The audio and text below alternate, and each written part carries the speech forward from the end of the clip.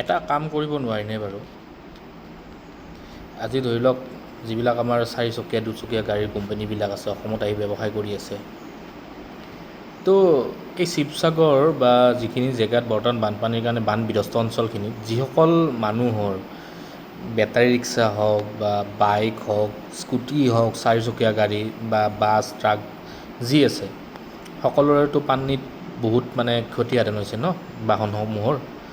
তো তেখেতসকলে যিখিনি মানে কোম্পানী আছে, ডাঙৰ ডাঙৰ কোম্পানী, চুজুকি হওক বা টয়টা হওক, টাটাইতো বহুত দিয়ে দেই, টাটাৰ কথা কৈছোঁ। তো বাকী ই ৰিক্সাৰ কোম্পানীসমূহ, তেখেতসকলে যিসকলে ব্যৱসায় কৰি আছে, তো তেখেতসকলে যদি ইচ্ছা কৰে বা চৰকাৰৰ ফালৰ পৰা তেখেতসকলক যদি এটা ৰিকুৱেষ্ট কৰা যায়, তেখেতসকলে যিখিনি গাড়ী, যিমানসমূহ গাড়ী বৰ্তমান মানে বানপানীত ফ্লাডত মানে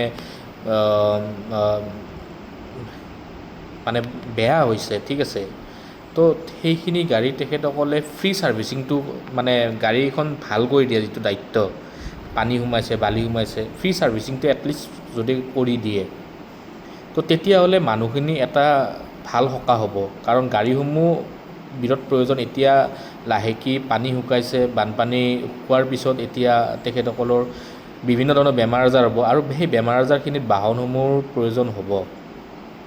তো তাৰ কাৰণে যদি চৰকাৰে এটা ইনিচিয়েটিভ লয়, এই কোম্পানীসমূহৰ লগত যদি কথা পাতে, তো বাহনসমূহ যাতে কোম্পানীসমূহে নিজৰ নিজৰ ছাৰ্ভিচ চেণ্টাৰবিলাক যিবিলাক জেগাত আছে, সেই জেগা লোকেল অঞ্চলবিলাকত ছাৰ্ভিচ চেণ্টাৰবিলাক যদি ইনষ্ট্ৰাকশ্যন দিয়ে, তো মই ভাবোঁ ফ্ৰীতে যদি ছাৰ্ভিচিংটো কৰে, ঠিক আছে, ফ্ৰীত ডাইৰেক্টলি নোৱাৰে, এটলিষ্ট মিনিমাম এমাউণ্ট এটা, বহুত নহয়, 50 টকাৰ পৰা 100 টকা এখন দুচকীয়া বাহনৰ কাৰণে, বেটাৰী ৰিক্সাৰ কাৰণেও ছেম 50 টকাৰ পৰা 100 টকা এটা ল'ব, ঠিক আছে।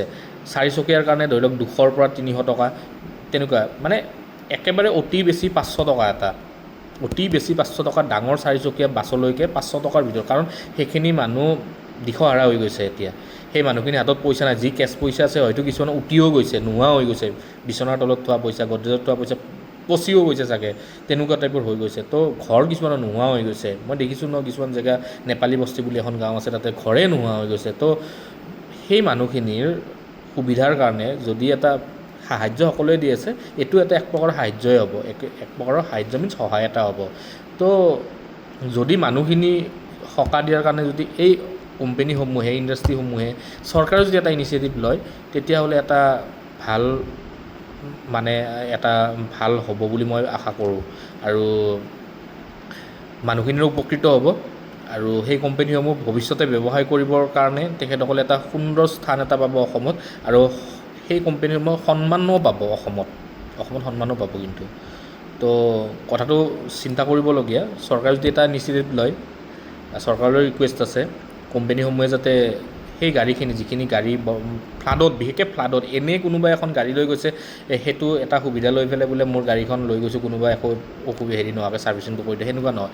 যিখিনি সঁচাকৈ ফ্লাডত এফেক্টেড হৈছে, সেই গাড়ীখিনি যদি কৰি দিয়ে ফ্ৰী অফ কষ্ট, মানে অতি বেছি 500 ৰুপিজ এটা মানে চাৰ্জ হ'ব, আৰু অতি বেছি 500, তাৰ ওপৰত হ'ব নোৱাৰে।